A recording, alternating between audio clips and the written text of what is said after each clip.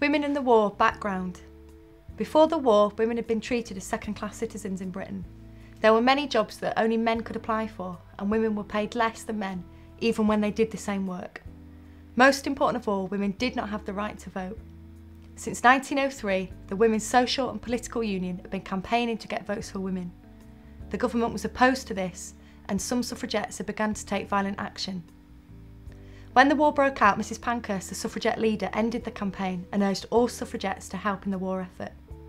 Thousands of women took over jobs of all kinds, as more and more men were needed on the Western Front. The government used propaganda to persuade women to volunteer for work. They were told they would be helping their sons, brothers and fathers at the front. Women worked in almost every type of job: drivers, delivering milk and mail, managing businesses, engineering and all of the work that had been previously done by men. Women made up the workforce in munition factories, making the millions of shells needed for the war.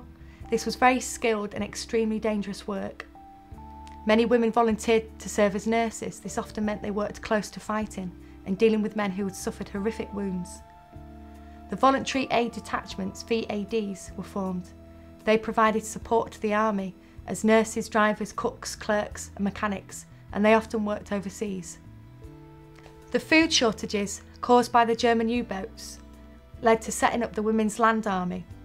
Many women worked on farms producing vital food supplies. Women branches of the armed services were formed during the war. Women did not actually get to fight, but they did carry out important work to assist the fighting troops. Many women's organisations, such as the WRVS, organised collections of food and tobacco to send to the troops on the front line. Often they would knit gloves and scarves.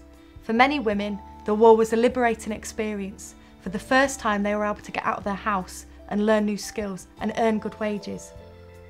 In 1918, the NUWSS held a large demonstration in London. Its leaders met with the Prime Minister Lloyd George, who had always supported votes for women. The 1918 Reform Act recognised the contribution that women had made to the war effort, and women over 30 were given the right to vote. The war changed the status of women in other ways. It became acceptable for women to smoke, drink, go to parties and dances alone. Although many women lost their jobs that they had had during the war, new employment opportunities in shops and offices opened up, and women were now able to take university degrees and become doctors, lawyers, etc.